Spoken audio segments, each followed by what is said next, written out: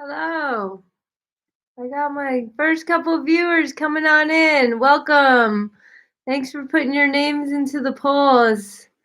Nice to have you here for our week 9 Tuesday YouTube Live. And forgot to mention this in the 11 a.m. Zoom, but I'm sorry again that I forgot to do the intro video for the week. And so I'll start today's YouTube Live with the welcome video for week 9.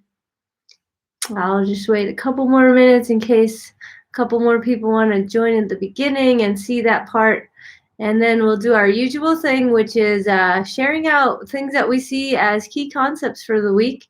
And there's a lot of good ones this week, so I'll wait to see what you say, but can't wait to talk about them with you. And then we'll try to explain them together, maybe start with some initial exercises. Kind of depends on what people are feeling and what they want to see.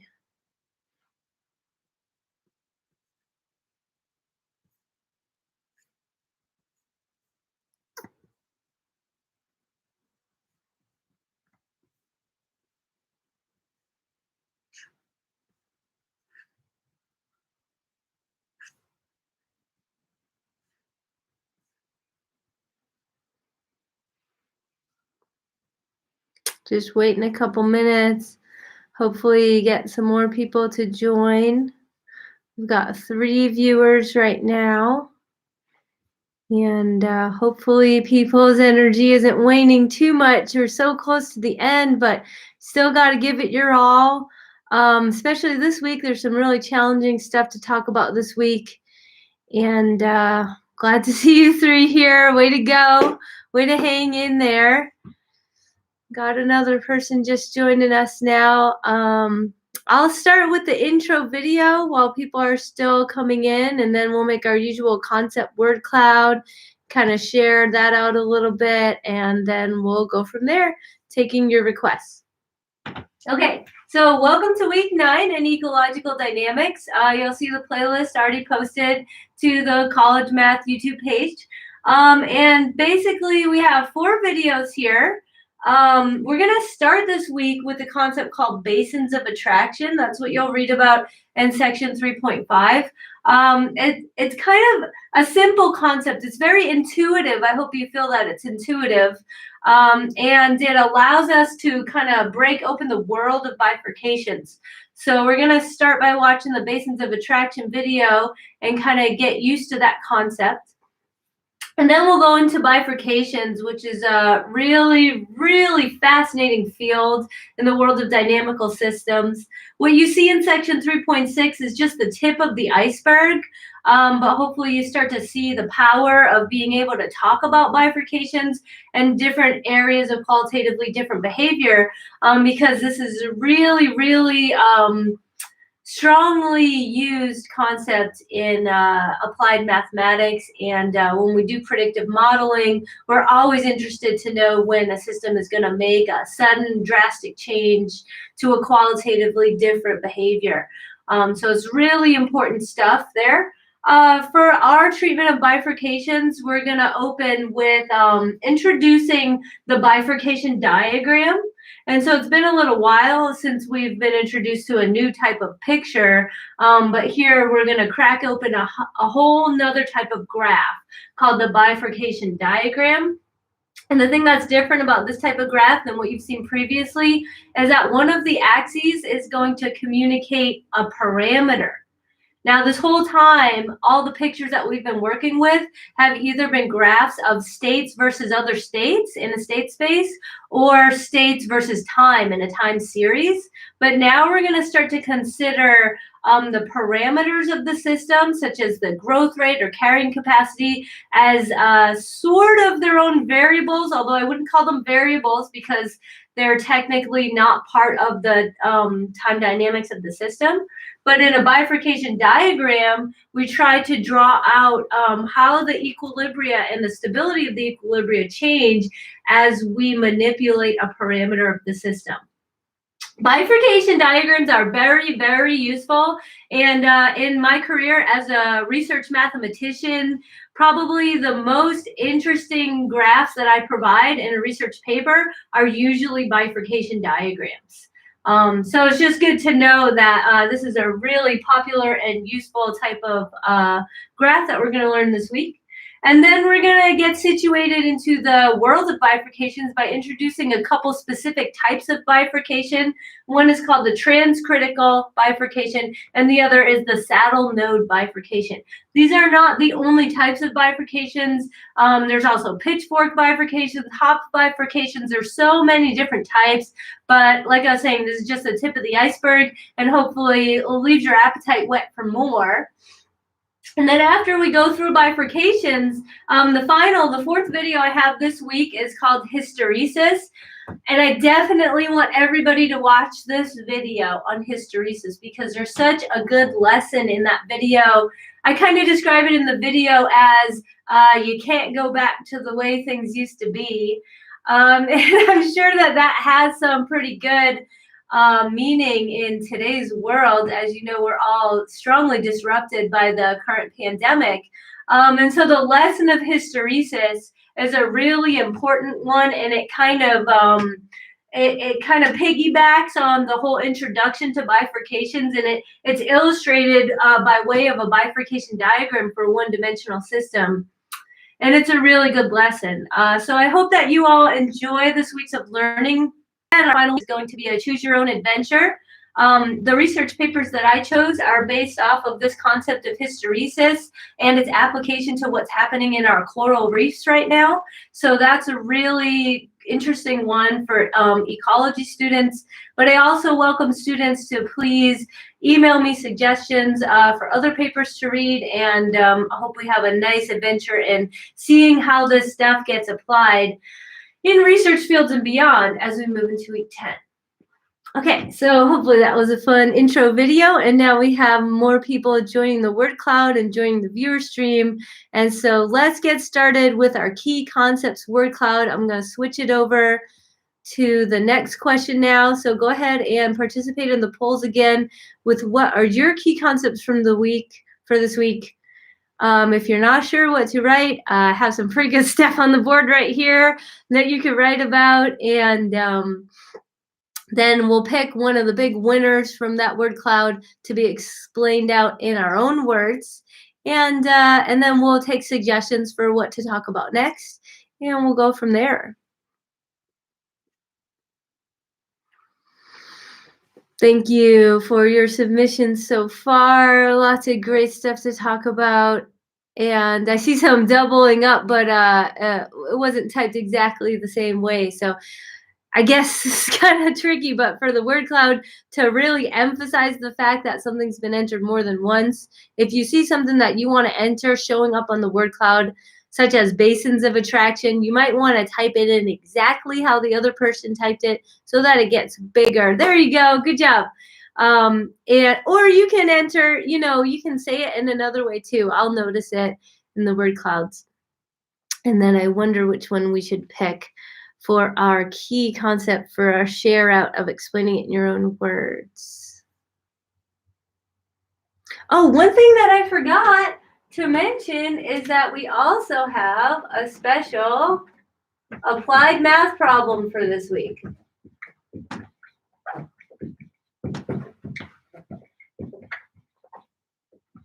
For our final homework assignment, homework number 9, since people liked it so much or seemed to like it anyway, when I wrote the applied math problems for week 7, I went back and wrote another applied math problem for week 9.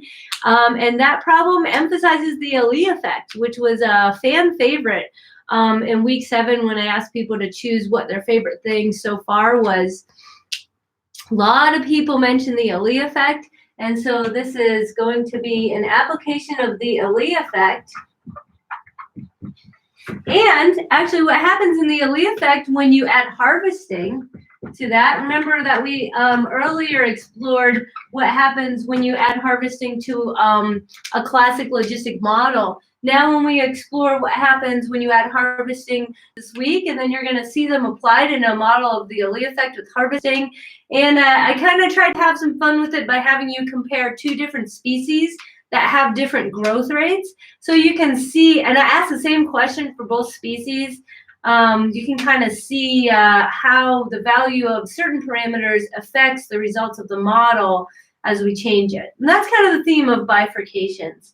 And so I hope that you enjoy, there's just one of it, but there's like 6 parts to it. I hope that you enjoy the applied math problem, the special one that I wrote for your homework. All right, great. So we have 18 responses coming in for the word cloud this week, and bifurcations is probably the biggest one. And actually, I think that's a really good one to pick for asking you to explain in your own words. So I'm going to pick explain bifurcation in your own words, and that's because that's probably the biggest overarching theme for this week. It's going to be that of bifurcations. And there's lots of room to describe that in different ways. So I'm going to go ahead and start up the next poll right now, pulling off of what you submitted in the key concept word cloud. And I'm going to ask you to explain bifurcations in your own words. Feel like I've been doing that a lot already as I recorded all those videos last week. And now it's time to hear from you and see how you would describe them.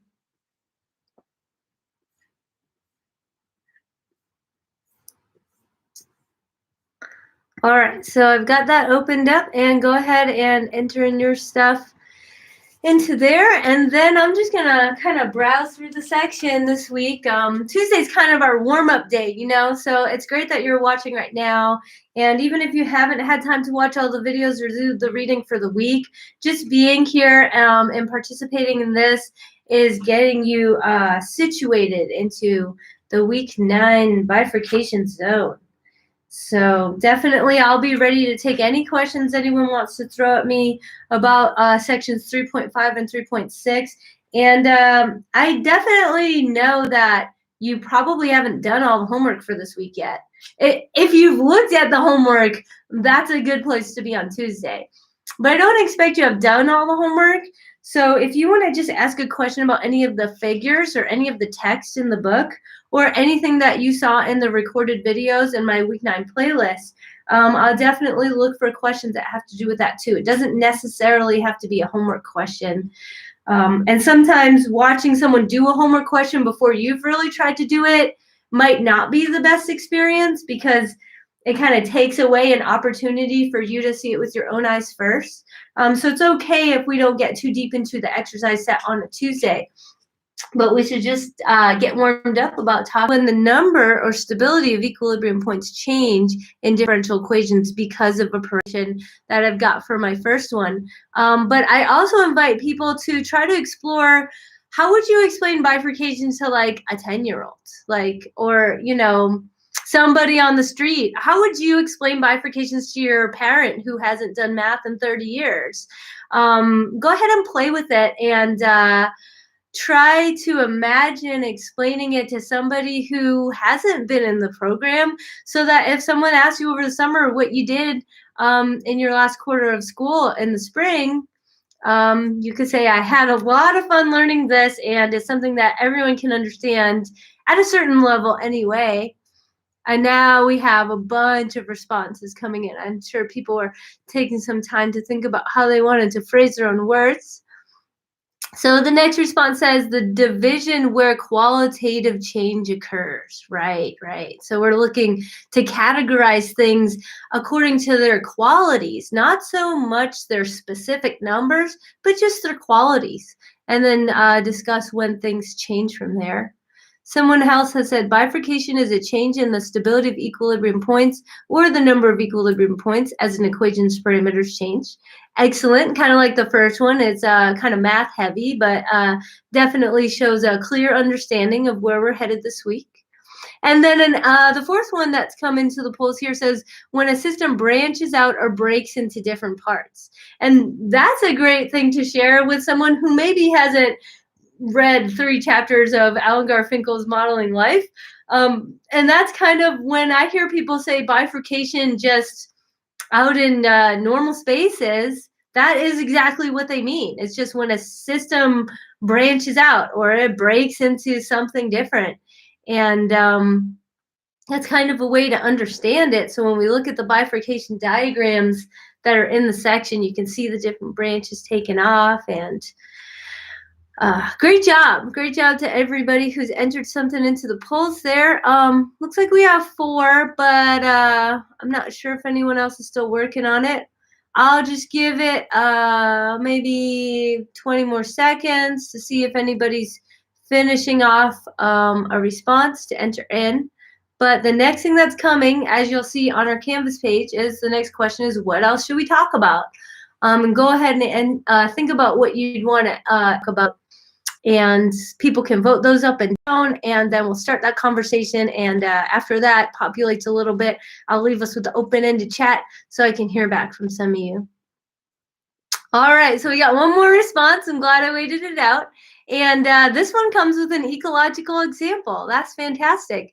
It says, an ecological example, if the balance of 2 populations changes when their carrying capacity or birth or death rates change. This is an example of bifurcation. Very nice. Thanks for bringing it back to ecology. Of course, this is a team taught program with ecology and mathematics. And we saw that kind of in our last exercise set, right? This one speaks to 2 populations, and so that's a 2-dimensional model.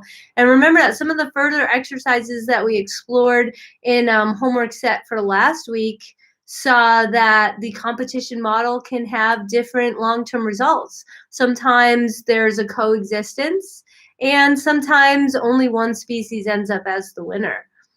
Actually, we saw that in the ecology book as well, when it was telling the stories of like different types of mosquitoes, and you can see that their birth and death rates and their carrying capacities change as we change the environment that they're trying to survive in.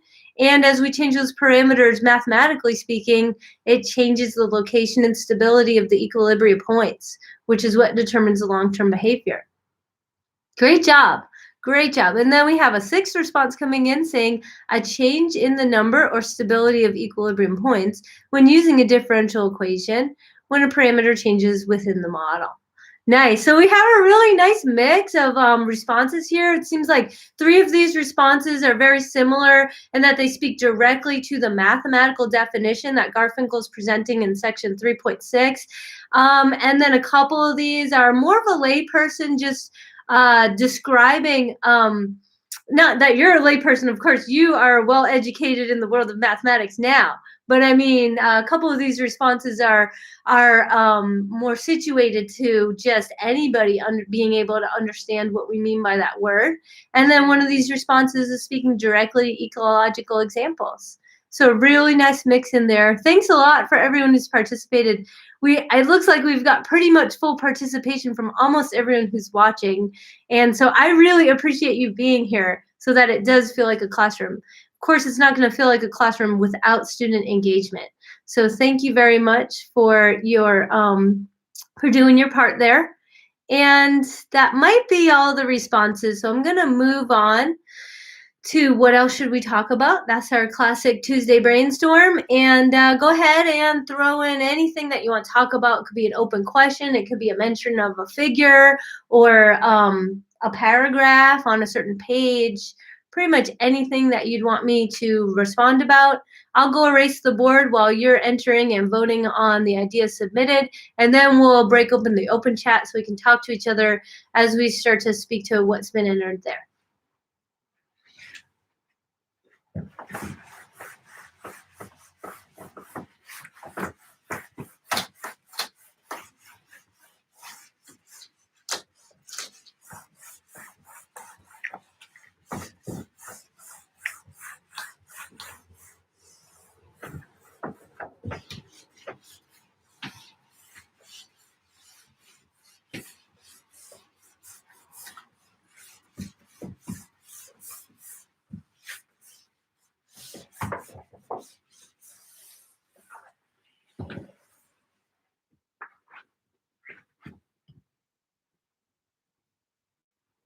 Readings, but why do we use bifurcations?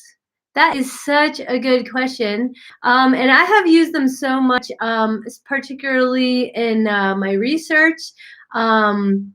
And when I worked at UCLA in the School of Medicine, what we were trying to do there was we were trying to predict the underlying reasons that people have cardiac arrhythmias.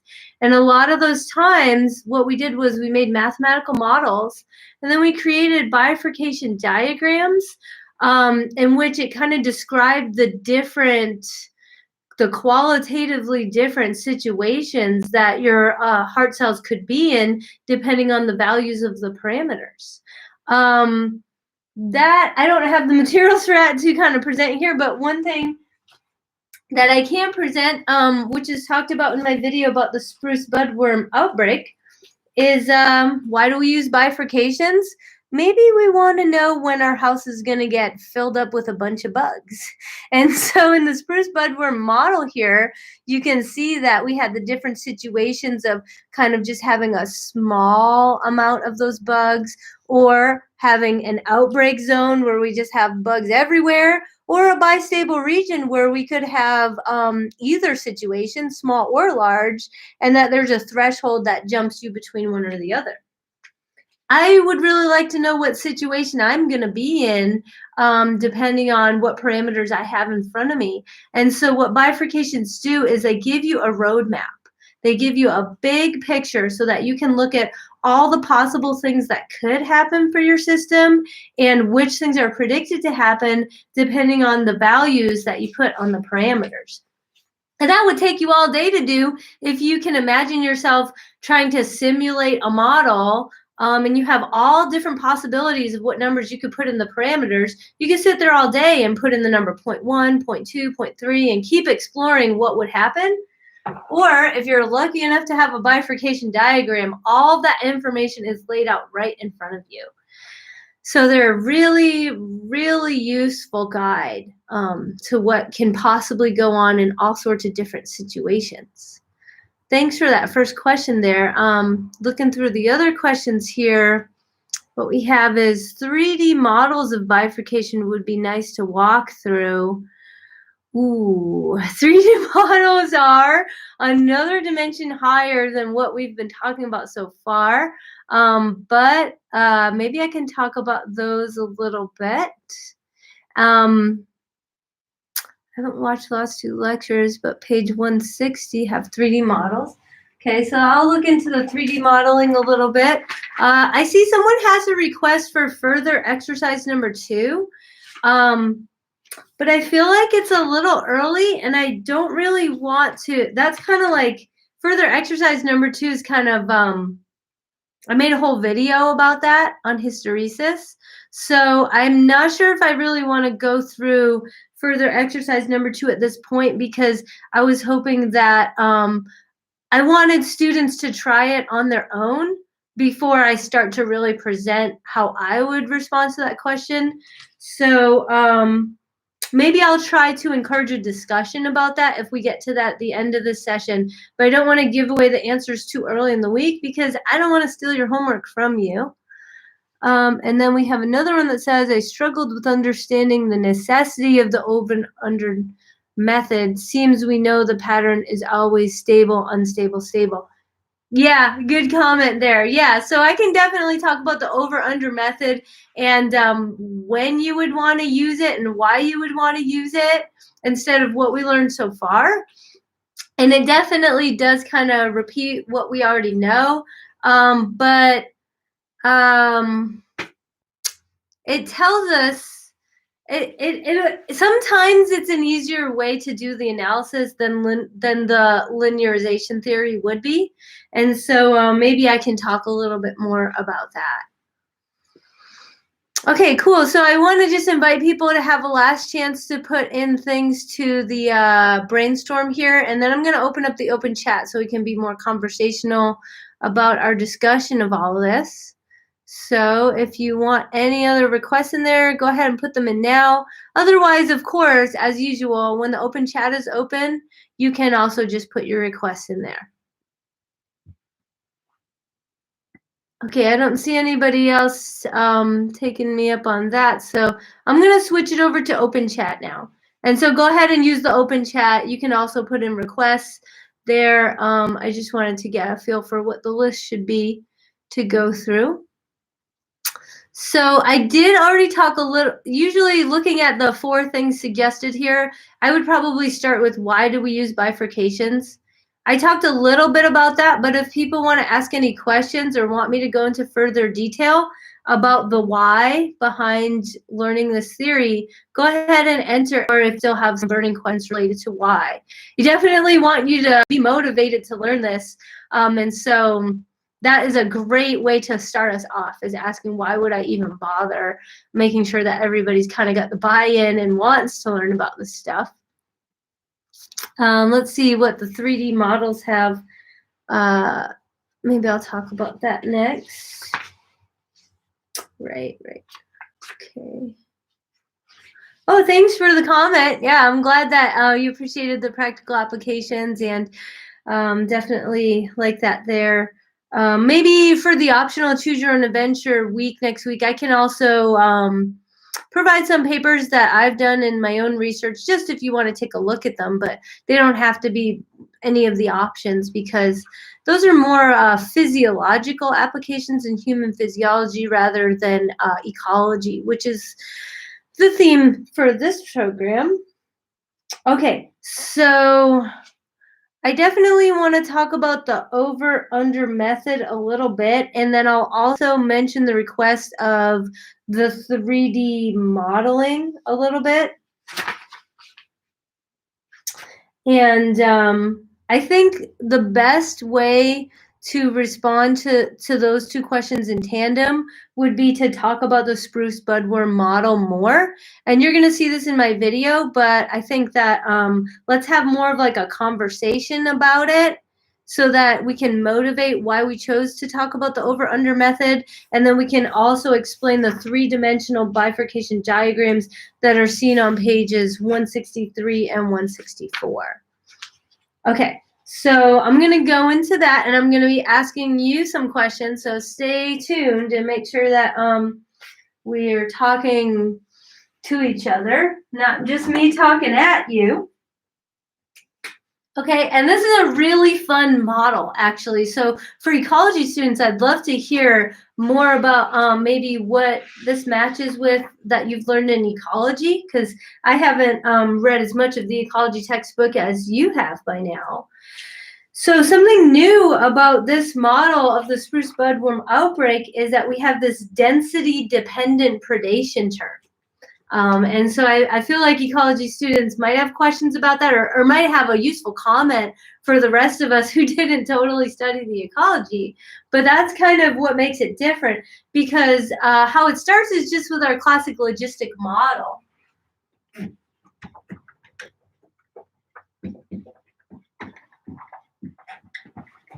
So for the spruce budworm model, we kind of start out with the rate equation that just describes logistic growth.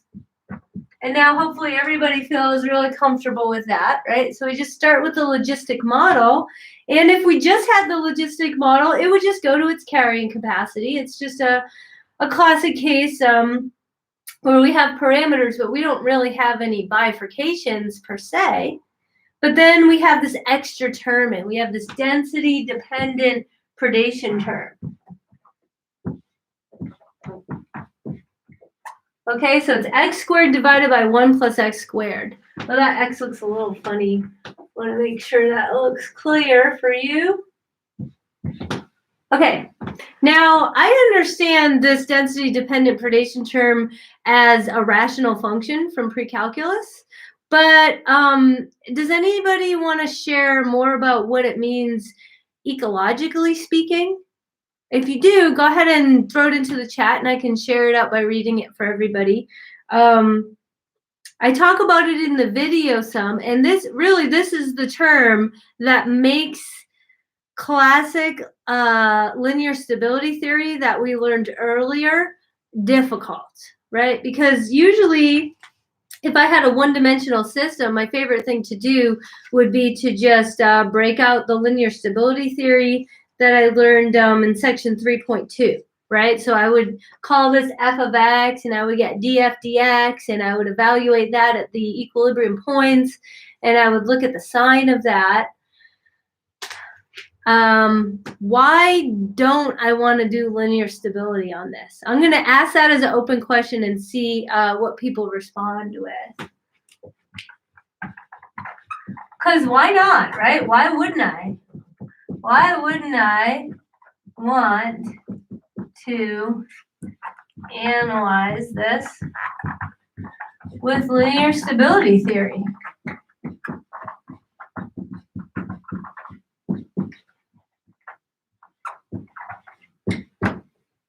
That's my question to you. Please use the chat to answer. Why wouldn't I want to analyze that with linear stability theory? I mean, that's my classic go-to thing. It would be kind of complicated. Yeah, that's what someone's saying, is that it would be more complicated. Right, but the person who entered that actually has a question mark there, which is like, what are you guessing, or what's complicated about it? I think is the rest of that that's missing from that comment. Is it is, I don't want to do linear stability theory because it's going to be complicated. Can anybody share with me a little bit about what seems complicated about it? What's so complicated?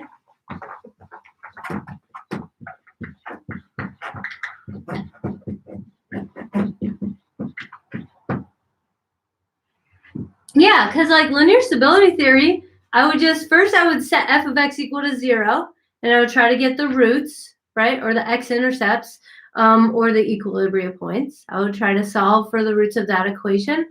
And then I would take the derivative, df dx, and I would evaluate it at those roots.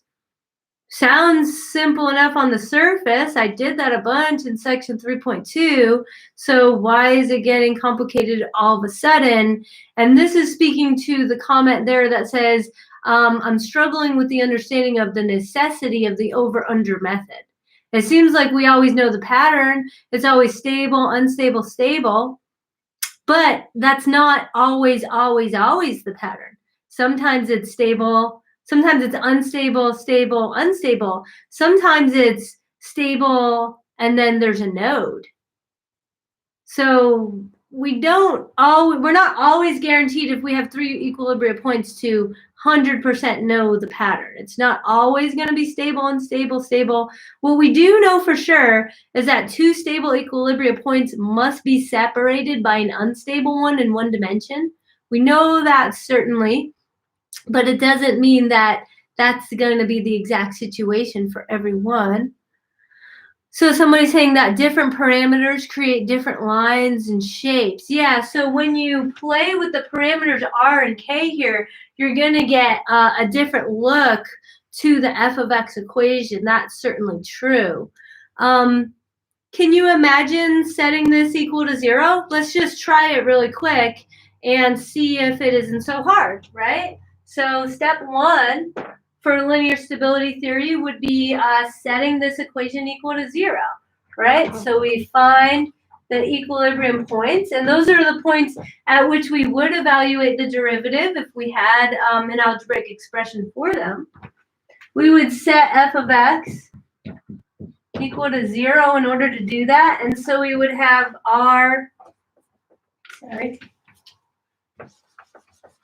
we would have Rx times 1 minus x over k minus x squared over 1 plus x squared.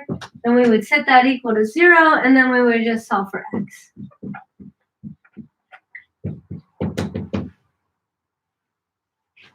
That's just the beginning of it. What's hard about that? Anything? Or that's pretty straightforward? Is step 1 100% okay? Can we all do that? Or are we going to get stuck somewhere on just step 1 of linear stability theory where we would need to solve for x? I'm really asking you. I'm really looking for you to answer in the chat. So I'm going to wait for you to answer there. Is that hard? How hard is that?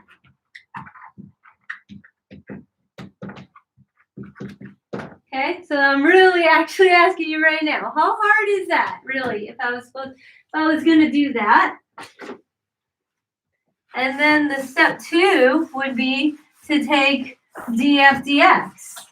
And then I'll ask you the same question, how hard is that? So step 2 would be to take the, or not take, I guess you wouldn't call it find df dx. Is that hard? 2 questions on the board talking about trying to work through this thought that it's still hard for me. Okay, it would be hard for me too, though. So what I'm trying to really tease out here, and I'm resisting the urge to say exactly why, but what's hard about it? And I'm not just saying that it will be hard for you because you're a newbie. It's hard in general to do this for the system. And so I'm trying to motivate why the over-under method is introduced here. And so it says, I would appreciate a quick walk back through how to go from logistic back to factored form. Okay, thanks for saying that. Yeah. So a lot of times when I've tried to do step 1, where I've tried to find the equilibrium points, you know that the first thing I do is I try to factor it out. I try to write it in factored form, because the fact of the matter is, if you have factors all equal to 0 and multiplied together, you can just set individual ones of those factors equal to 0, because the product of a bunch of factors is equal to 0 if at least one of them is equal to 0. I've really been taking advantage of that, and somebody said that they want to see a walkthrough of how we would factor this out. That's a great suggestion. Okay, so maybe I would factor it out. But the thing about factoring it out is that, and I see that other question about basins of attraction. I'll respond to that in just a second. If I wanted to factor this equation out, does anybody recognize any common factors? If I wanted to write this in a factored form, so factored form.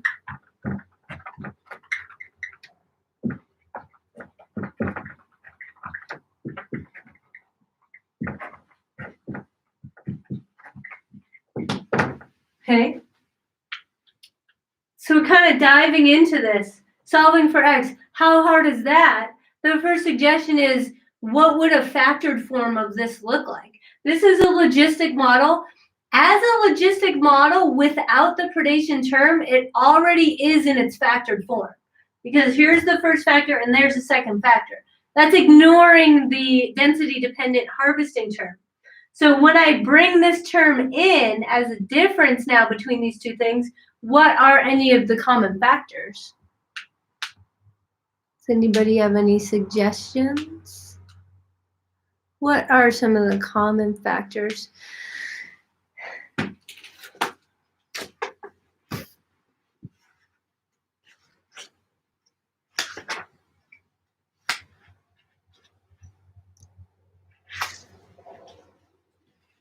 X. Thank you. Yes, there's only one factor. There's only one single factor that's in common, which is the x here. And so if I wanted to factor it out, the best thing that I could do is I could factor out an x. And then I could say this is r1 minus x over k minus x over 1 plus x squared. Yes, the only common factor is x. Exactly. And actually, that's kind of where they get started. That's the same place that they get started. When they talk about this analysis on page 161, for those who are playing along with the textbook, what the first thing that they do when they're trying to solve where x prime is equal to 0 is they divide by the common factor of x. That's the factor that I have right there, and that's the only common factor there is. They eliminate that.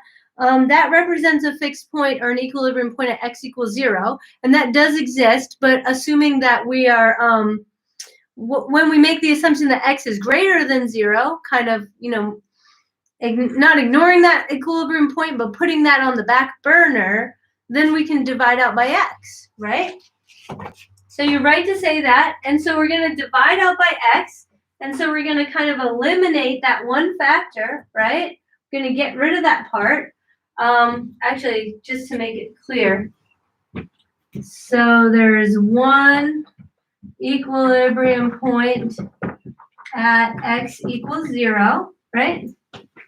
That's what I get from the factored terms, is that there's this equilibrium point here is at x equals 0. And then what we want to do is, what about this? Now we're going to set this equal to 0. We're going to set the other factor equal to 0. And then it kind of goes back to my question, which is, how hard is that?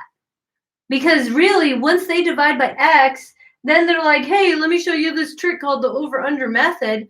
But why wouldn't you just, like, what's hard about this algebraically? Like, what prevents me from just, I don't know, pulling a formula out or something and saying, like, hey, here's the expression for the roots? Can you recognize what order, what degree polynomial would this be if I set this equal to 0?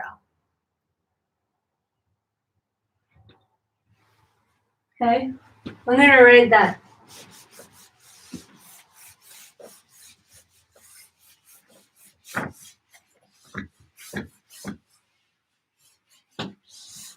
Okay, so when I'm saying that we're just going to focus in on this factor and set this equal to 0, it looks like a quadratic, right? It looks like a quadratic.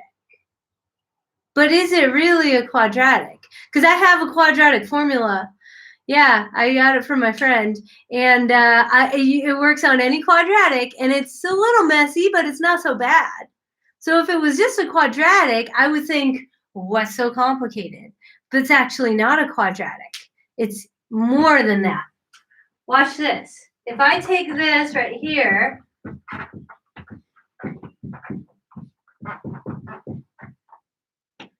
and set it equal to 0, I can't solve this right now because there's this pesky fraction. Lousy fractions always messing with my game. So I'm going to multiply the whole shebang here by the denominator of this fraction so I can get rid of the fractions, because fractions really mess me up. Okay, so I'm going to multiply the whole entire thing times the denominator of the fraction, and then here's what it comes out of it. I get r times 1 plus x squared times 1 minus x over k minus x equals 0. Okay, it's the same thing that I circled down there, but I just manipulated a little bit by multiplying both terms by the denominator. Now, I'll ask you again. Now that this is truly, on this line in the middle, a polynomial form, what degree or order of polynomial is that?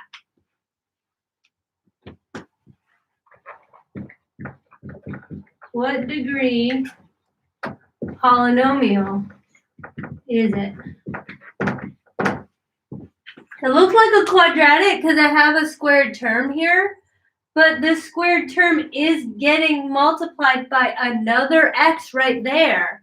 And so I'm not asking you to really FOIL it out, which is what you would have to do for that first part. You'd have to FOIL it out to really get the functional form.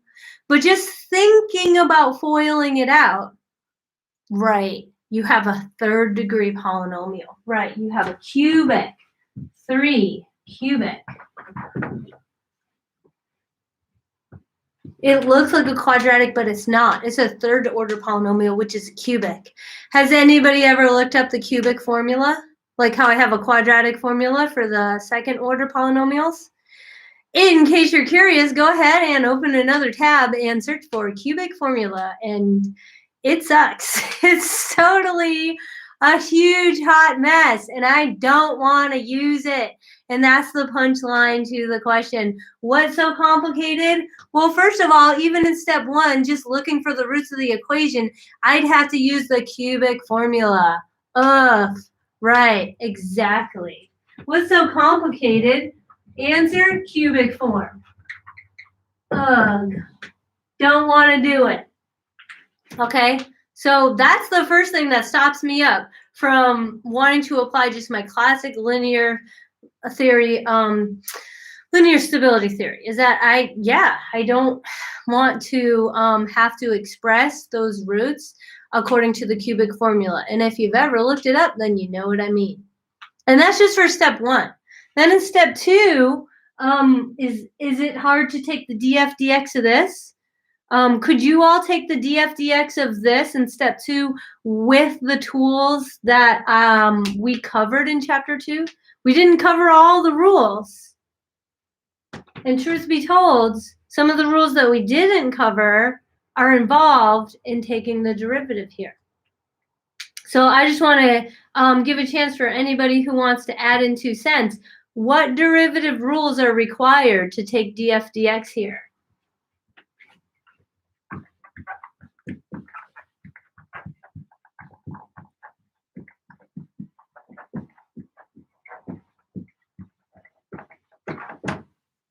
This is the other thing that's hard about it. Chain rule, well, not necessarily. We would, if we were trying to do df dt, we would need the chain rule because x is itself a function of t. And in that way, you could see f of x as a composition. But while we're just talking about df dx and we're taking it just with respect to x, we wouldn't necessarily need the chain rule, but some other rules, and you might not even know the rules because we didn't really cover them all, but there's this other rule called the quotient rule. Did you happen to peruse that in chapter 2? Quotient, there's a quotient right here. It's a division term right here. Ew. So then I would need to use a quotient rule, and this technically, if I didn't factor it out, is a product, so I would need the product rule as well. And so the problem is we would need to use a product and the quotient rules. And that's just another frowny face because I just don't feel like it. Right, multiplication, fractions, the quotient rule, exactly. So we've already hit a wall twice. We hit a wall when we're trying to find the roots because it's a cubic form. And that's because of the denominator of the density-dependent predation term being quadratic in nature. And then in order to take the derivative, we would need all these derivative rules, some of which we didn't thoroughly cover. So hopefully that suffices to answer the question like, why do we need the over-under method? Well, we're not going to get too far with linear stability theory in its full generality without numbers for R and K because of these problems. Hopefully that satisfies you and why we need the over-under method. And then I don't see anyone actually asking for me to cover the over-under method. So because I cover that in great detail in my video on the Spruce Budworm model, I won't actually go into how the over-under method works. I'll just let you know that that is a big part of the Spruce Budworm model video. Okay, so I think the only piece missing maybe from that video was a motivation of why I needed it, and that's an excellent thing to ask. Thank you for bringing that question up in the brainstorm, and hopefully this is a satisfactory motivation as to why I cover that method in that part. Okay, so I'm gonna go on to talk a little bit about the three-dimensional bifurcation diagrams, which was the other request. But first, I saw a request come into the open-ended chat where somebody said, question for basins of attraction, which is in section 3.5, where does a system starting at x equals a go? So before I go into the higher dimensional bifurcation diagrams, which is a more complicated thing to address, I just want to take a step back to section 3.5. This is a great question to ask right now because it's the very first question of your homework assignment. Sorry, second question of your homework assignment. And so the earlier assignments are definitely a good thing to ask on a Tuesday. So I'm glad that somebody threw that in there. So let's all just take a pause. We'll come back to the Spruce Budworm model and talk about the three-dimensional bifurcation diagrams in a moment. But for those who are playing along, let's go backwards to section 3.5 and let's try to answer exercises 3.5.1 and 3.5.2 together because somebody is asking about that in the chat.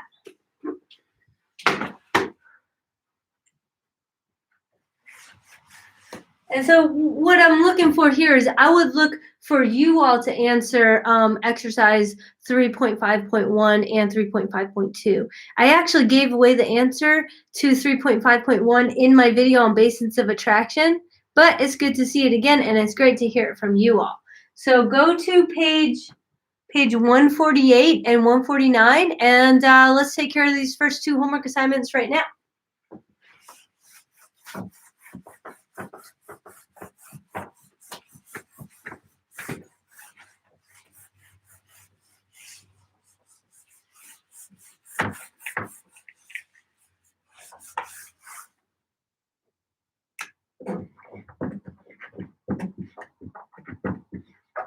And this one has to do with the Ali model, which is the topic of my applied math problem that I wrote for this week. And just to recall what that model looks like, we have your exponential term, we have your rate limiting term with the carrying capacity for logistic, and then we have the Ali threshold below which populations have a difficult time surviving, below threshold A, okay? And so one question is, what's the basin of attraction? Number one is, what's the basin of attraction for x equals 0? And number two is, does x equal A belong to either basin of attraction? Or to put it more in the words of the person who asked the question, where does a system starting at x equal A go? I like that. I like the way that you said that. So I'm going to write it this way. Where does a system with initial condition, IC is for initial condition. We probably haven't seen that in a little while. But initial condition where x naught is equal to A, where does that go?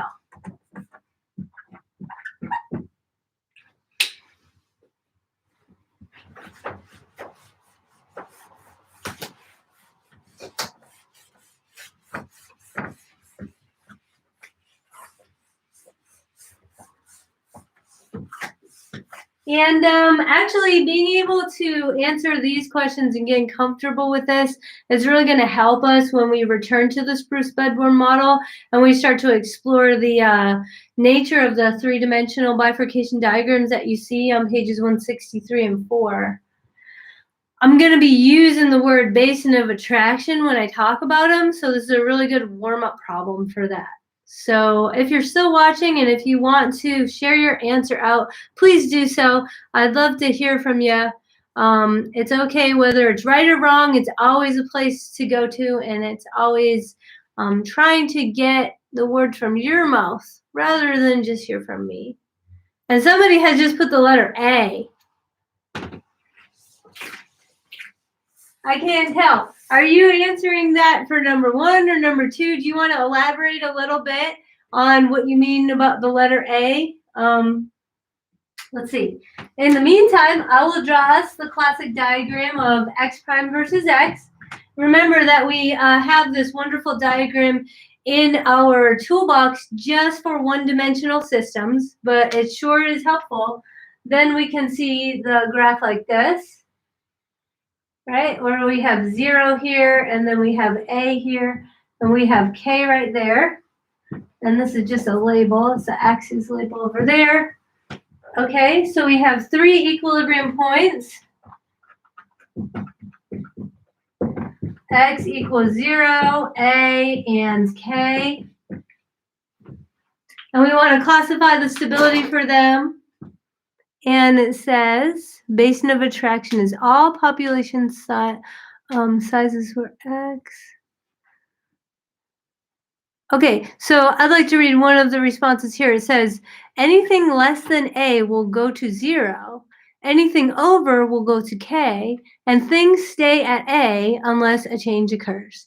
That is a perfect answer. Thank you so much for entering that. That's exactly what I would want communicated, put perfectly. Thanks a lot.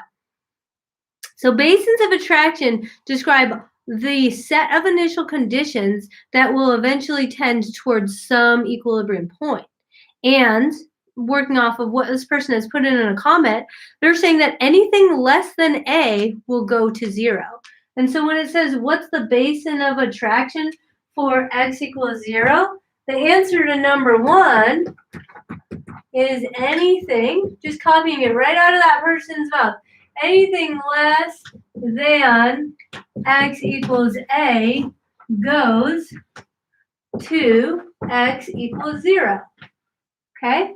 And so the basin of attraction right here for 0 is this. Attraction for x equals 0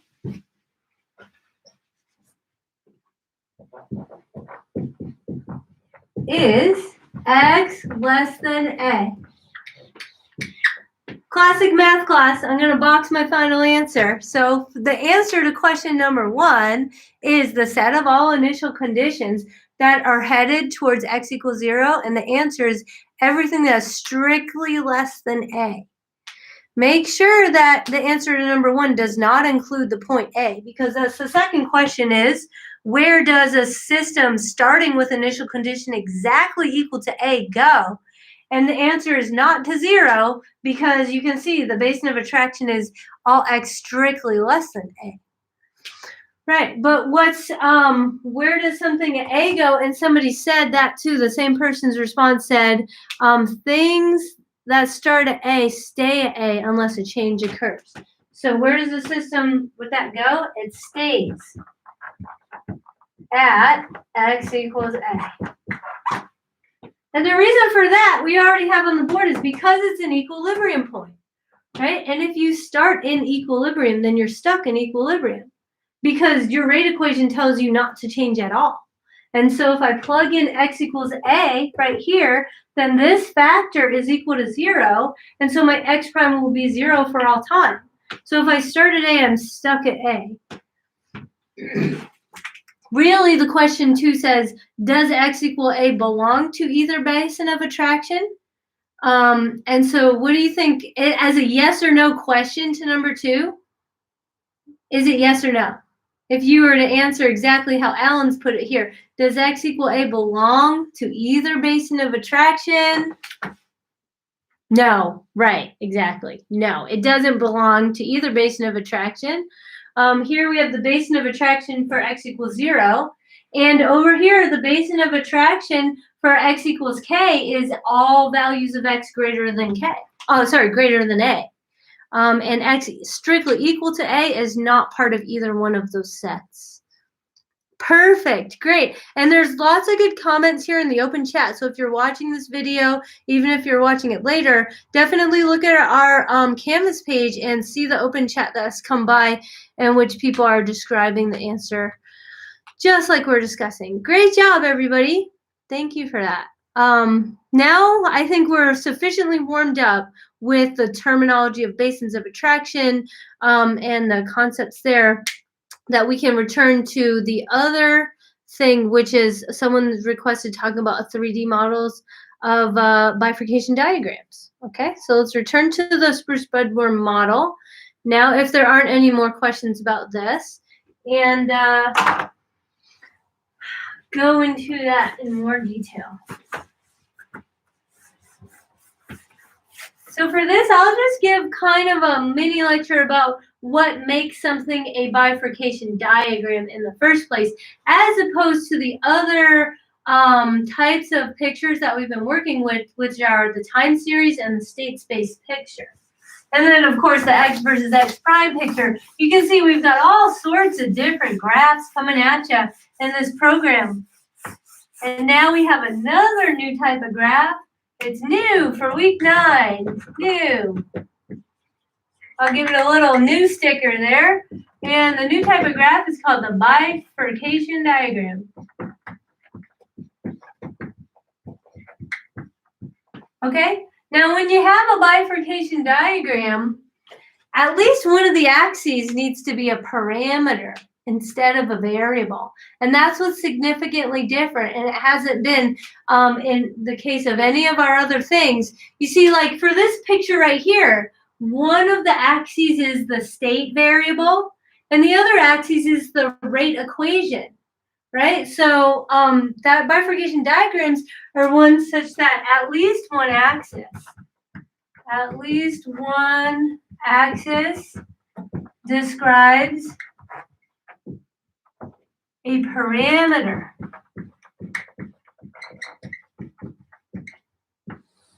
Not a variable. And that's what makes it different than all the things that we've seen so far. We haven't really seen a lot of graphs where we have an actual parameter on one of the axes, but that's what we're going to see in a bifurcation diagram. And the other thing that we're going to see is one axis describes the equilibrium points only.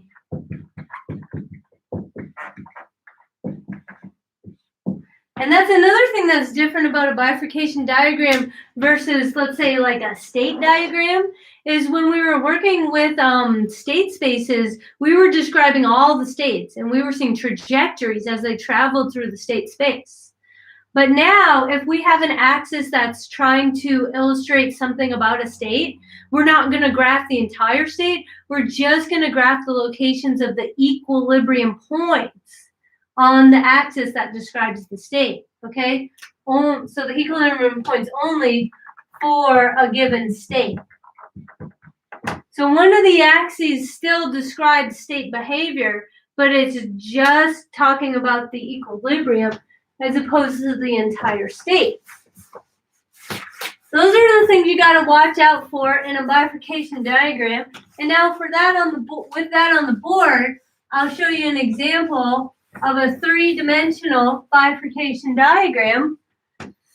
I'm a little scared to draw this myself, so I'll definitely give you a page reference for us to talk about.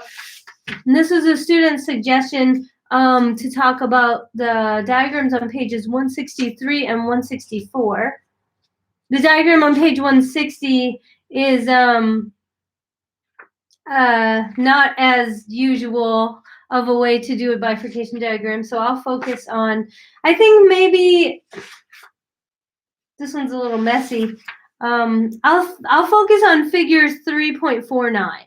Let's talk about figure 3.49, and I'll try to draw it a little bit, but let me know what your questions are in the chat.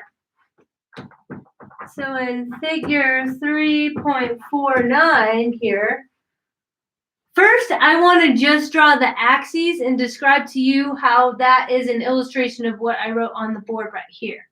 Okay, so this is on page 164. You see the axes in this three-dimensional space are saying that they're describing K, R, and X. That's the little axis thing they have on the side. And I hope some people are still watching and still want to play my game. Which one of these is parameters? Which of the axes are parameters? Because I said that on a bifurcation diagram, at least one axis describes a parameter. So out of these three axes here, which, if any, are describing parameters?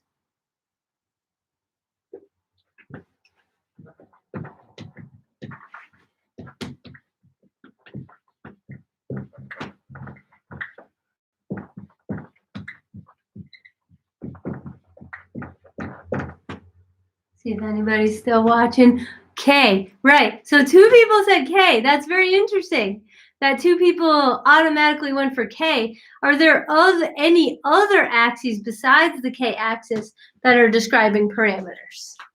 Two people said K right off the bat, and there's actually one more axis because it said at least. Remember, at least one axis describes a parameter, and I think R too. Very good. Yeah.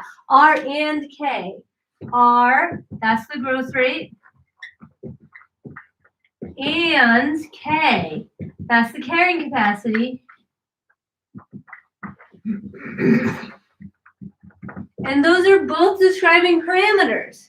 You see, so that makes it a bifurcation diagram. That's what defines it as a bifurcation diagram, is that now, instead of just focusing on states, the dependent variables, or states versus time, the independent variable, now we're focusing our attention on the parameters of the system as axes. And then it says the rest of the kind of rules for what defines a bifurcation diagram is that one axis is going to describe the equilibrium points. And I bet you can guess that this is the axis right here, the x-axis, that's where they're going to do the equilibrium points. Okay, they're giving us a ton of information. And the information is, what is this model? What is the Ali model going to look like for all different situations of different growth rates, different carrying capacities? And because that's so much information, when I do the graph for the state variable, I'm just going to graph the equilibrium points. I'm not going to go full on for all the phase lines. I'm just going to graph just the equilibrium points. And that's the thing that you see drawn there. I'm not as good at drawing it I'm not that good at drawing three-dimensional space, so I'll just kind of give you the picture right there so you can see it. And so occur for different values of R and K. Okay, and the note here is that the plane, the R and K, that is kind of like the flat, usual 2D plane of information. This is now a 2D parameter space.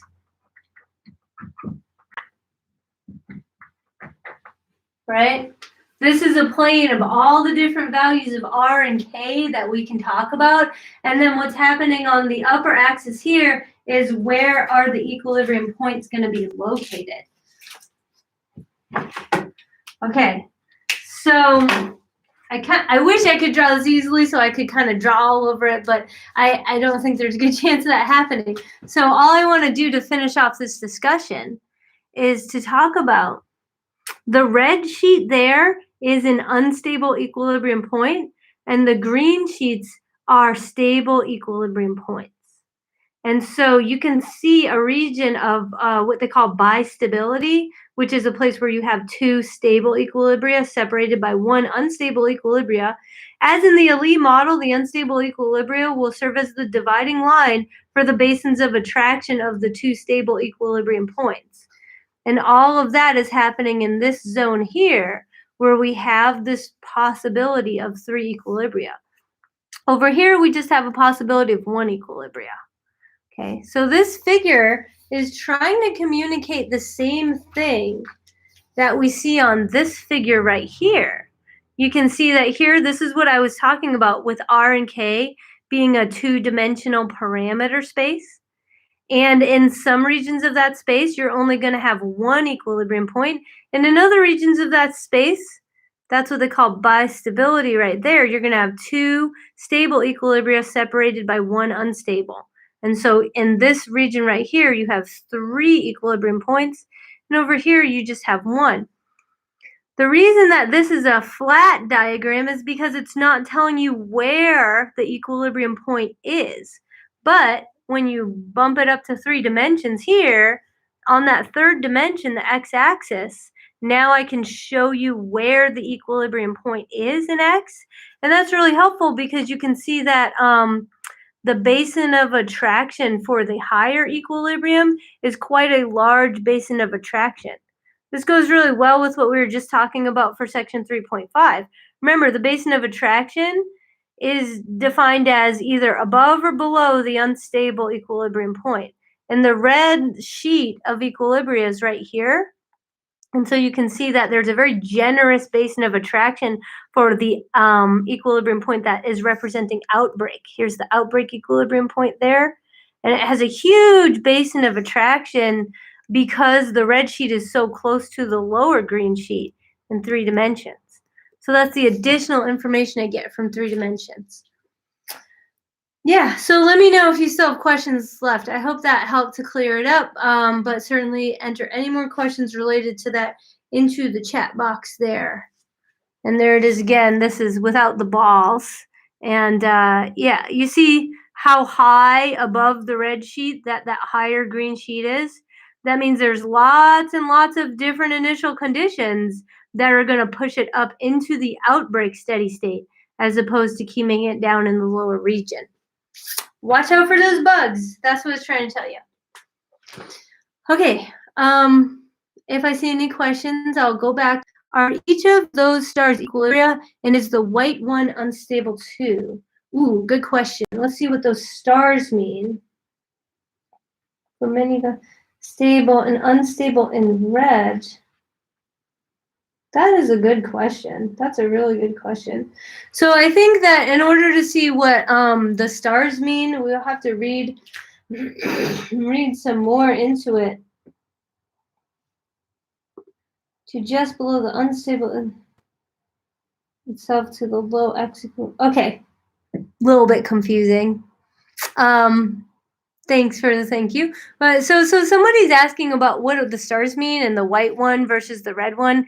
And here, if you read the text below, it kind of explains what the stars represent. Although I will say it's a little bit confusing because the red star is, according to the reading, meant to represent the lower stable equilibria. But I thought you were using red for unstable equilibria. So maybe a little drop in consistency there. It says right here that the unstable equilibrium for the instance that they're talking about in the paragraph is described by the white star. So that white star is just if I considered one particular place in the RK parameter space, that would be represented by this vertical line here. The black star is the equilibrium value for the upper sheet. The white star is the unstable equilibrium value in the middle. And then the red star is the stable equilibrium for the lower sheet for that one chosen value of R, K. Talking about it in terms of what I wrote here, I would say, like, remember how I was just saying that that this is a two-dimensional parameter space for the parameters R and K. So here's what would happen. I'll use green to illustrate this. If I just picked a value, just picked one single point for R and one single point for K, here's what it would look like.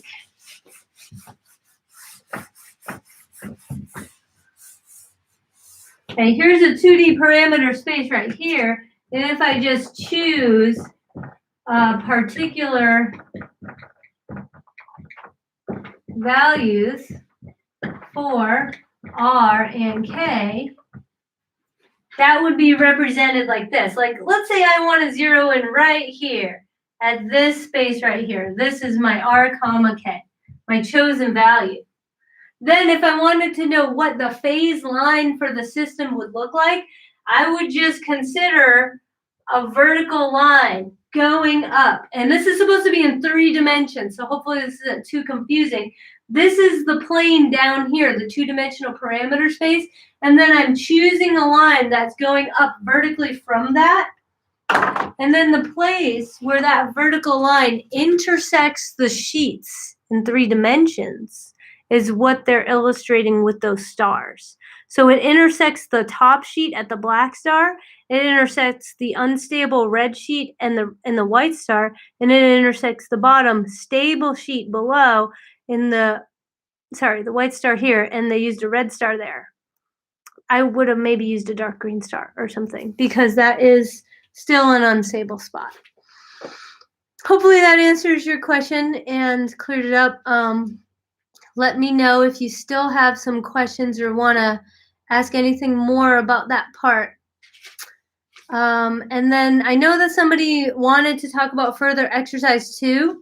So I think the last thing that I'll do to close out our session for today would be to encourage people to look at it, but I don't want to give away, like maybe on a Thursday, I would kind of step through every single part and write the answers on the board, but it's a little early in the week to do that. So if you want, we can talk about further exercise 2 a little bit, but kind of in an open-ended way, okay? So for those who still want to play along, And this is one of my favorite exercises for the week, actually. So I definitely want to get the convo open on this early in the week. Thanks for putting that in as a request. Go ahead and go to page 168. I like this video so much. I like this problem so much that I made it its own video. I made a separate video just for this, and it illustrates the phenomena known as hysteresis. If you look at the video, please do. It has a good moral to it. I also put a link in the video to a picture, an example of hysteresis in art. I bet there's some people out there who are interested in art, and maybe during our Thursday Zooms, I'll share my screen so that everybody can see this picture so you know what I'm talking about. But the thing about the story of hysteresis, I'll try to explain it without talking too much math, is that in a situation of hysteresis, there's two different ways something could go, and you might be in one of the ways and not know that there's another way that it could be going until you push your system so far that it's forced into that other way. And then you'll be stuck in that other way until you pull it back sufficiently far to bring it back to the original way. And someone said that they saw the art example and they appreciated it. So yeah, definitely if you're looking at that video, click on that link, because then you'll know what I mean. What the art video is, the art picture is, it's a picture of like a person's face that is just changing a little bit by bit, in morphing into a picture of a woman crouching.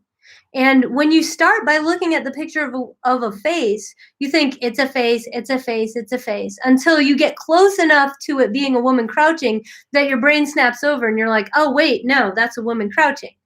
But if you do it the backwards way and you start by thinking this is a picture of a woman crouching, woman crouching, woman crouching, and then you bring it back until you see it as a face, it takes you longer to see it as a face than it did to make the switch in the first place. You'll know what I mean when you look at the video, and it's really fun. It's like one of those trick pictures where it's like you could see, like, you know, an old woman or a duck or something like that. There's lots of pictures like that, and they're fun to play with. But here, we're talking about that same instance in a bifurcation diagram of water cloudiness versus nutrient level. So let's open up a conversation about some of the parts of this so that we can definitely get people excited about learning more of this.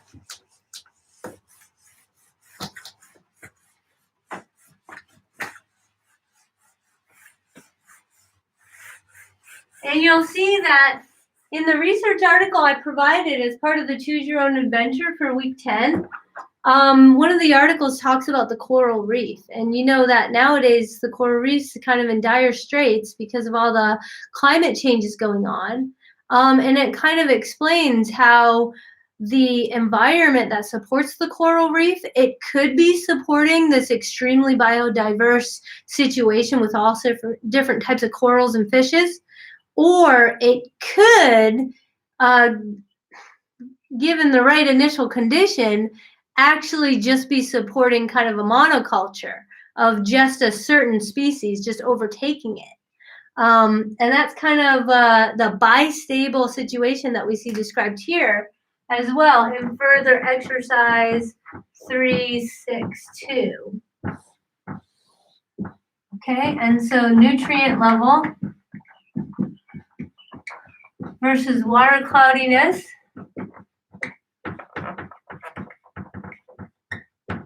Okay, now just kind of working off of what we just talked about, which one of these things is a variable and which one is a parameter? Remember how I said bifurcation diagrams, at least one axis is a parameter and one axis is one axis is variable. So now the first question to start us off is, what is a parameter for this problem and what is a variable?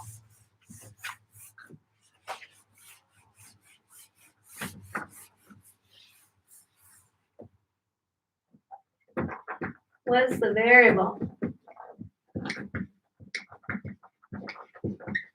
And what's the parameter?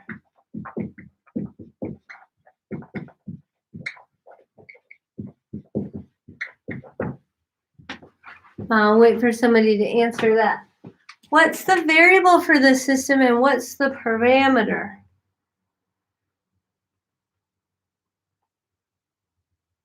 Now, reading over the question, I don't really see them saying explicitly the answer to this question. So it's a good thing that we're bringing this up. Nutrient level is the parameter and water cloudiness is the variable. Excellent. That's exactly right. So the variable is a water cloudiness and the parameter is a nutrient level. Good. It's good to clear that up. So now we can start to see this as a bifurcation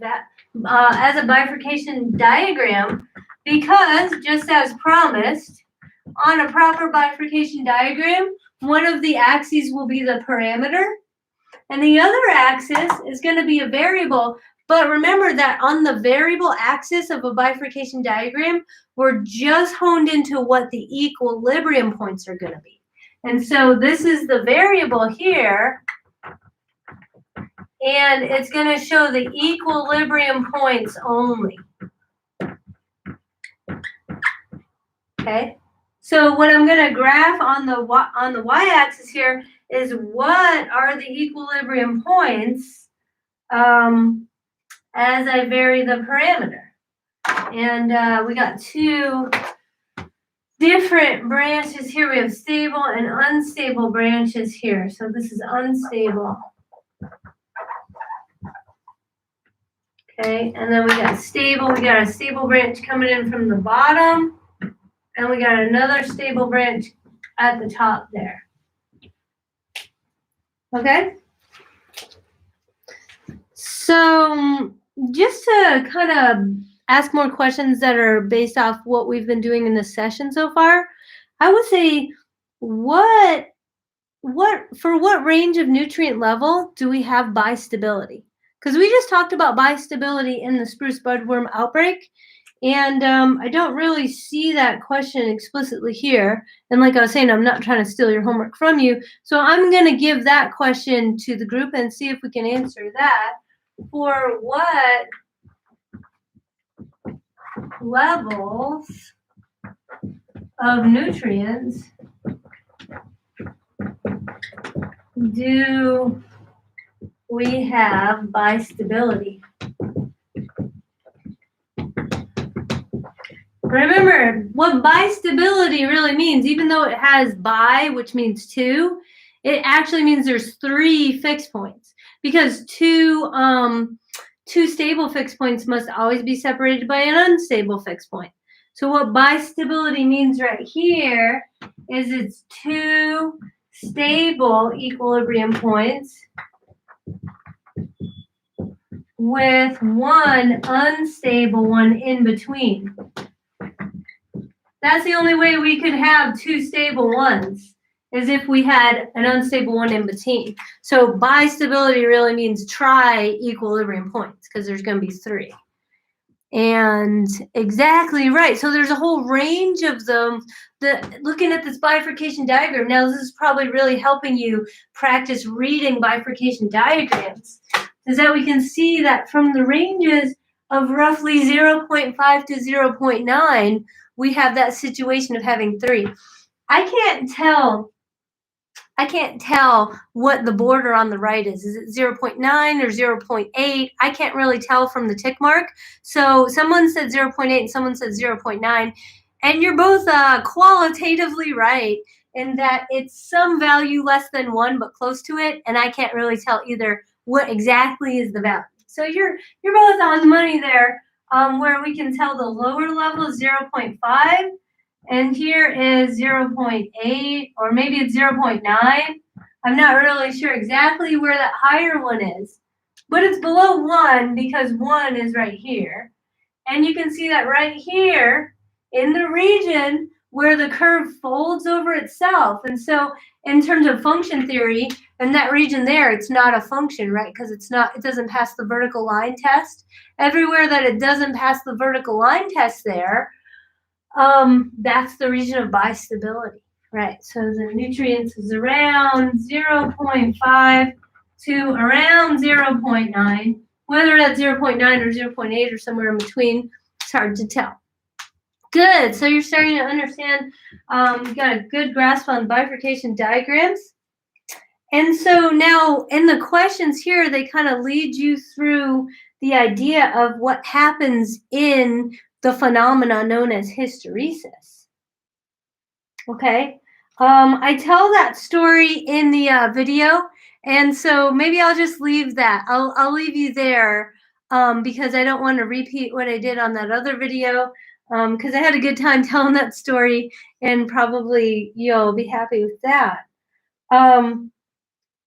However, I wonder if anybody wants to share an answer to part F. It might be a little too early. I would say we should return to this problem on Thursday, and I really want to hear what people have to say about part F.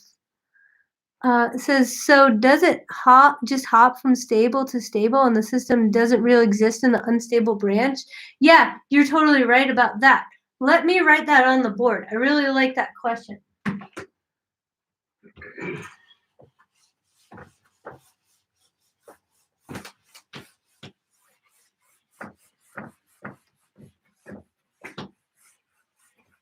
I'm going to repeat what the comment that somebody just made in the chat. This is a really important point. It says, so does it just hop from stable to stable and the system doesn't really exist in the unstable branch? This goes back to our discussion of basins of attraction, and that basins of attraction are only for attractors. Those are stable equilibrium points.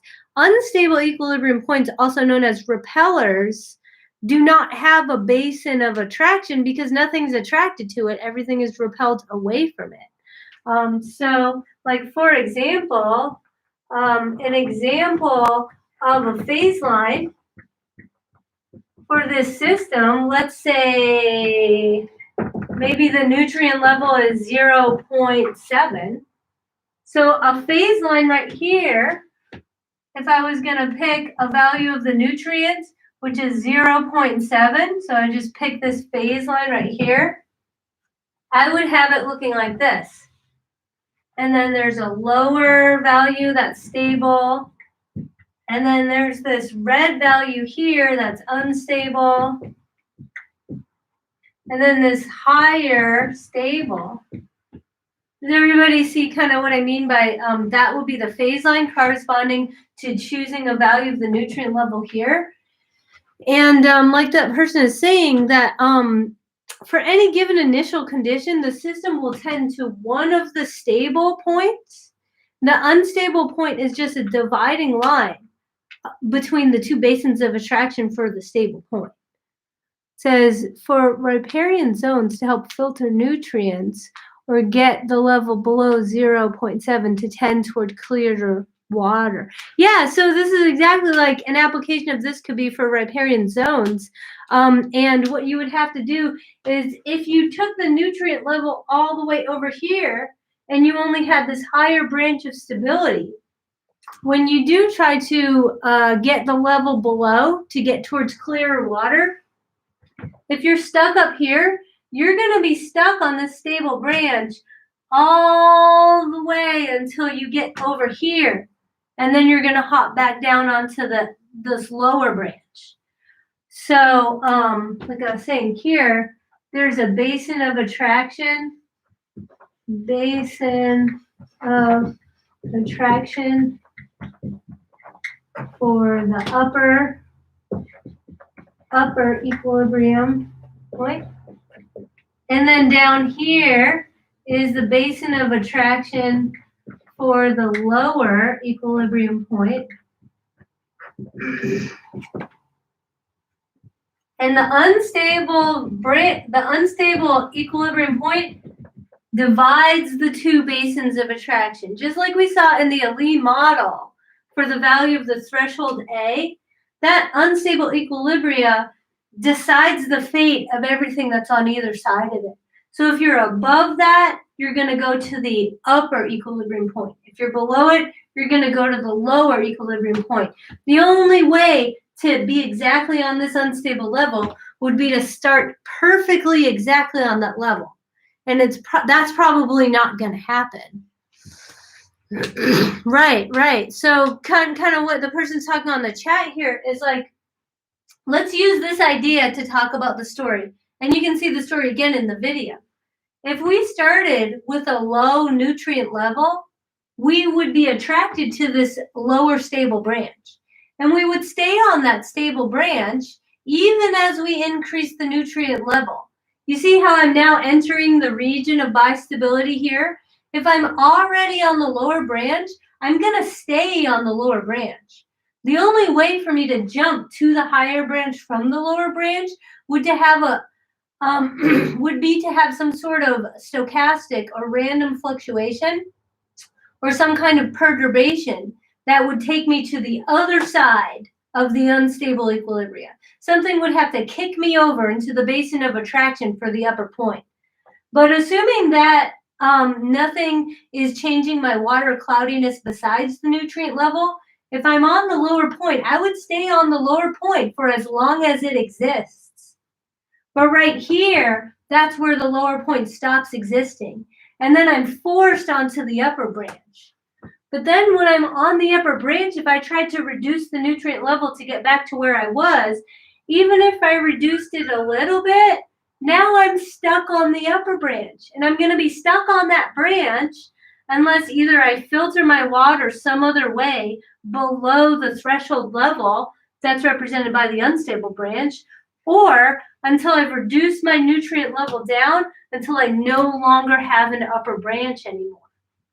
That's why it was really important for us to name what is the nutrient interval that supports bistability, because the upper and lower bound of the bistable interval are the places where you would be forced to hop up or be forced to hop back down. That's why it's so important to note those. Okay, good. So I hope people are starting to get accustomed to this. We're going to be going deeper and deeper into the world of hysteresis later this week. And if you choose choice 3 for Choose Your Own Adventure, you'll see it in research applied to coral reefs. And hopefully I've answered all your questions for Tuesday. Last chance now. If anybody else wants to see me do anything else, go ahead and throw it in the open chat. Otherwise, I'll close this out for today. And don't forget to submit your concept post by the end of the day, please. This is your last normal type of concept post, because next week's it's an unusual one, and it's not going to be counted the same as the weekly concept posts. Oh, thanks a lot. Have a great rest of your day too. Where does the name come from? That's a good question, actually. Where does the name of hysteresis come from? Sounds like a Greek god's name or something. I don't know where it comes from. Up out of interest after I close it out. Sorry, don't know. I'm glad that these diagrams have helped explain it to you, and you all have a great rest of your day, and I'll see you again on Thursday. Bye for now. If anybody else wants to find any more fun examples of art, hysteresis and art, that would be super fun to share with everyone. I think people would get a kick out of that. So let me know, and I'll see you again on Thursday. Bye-bye.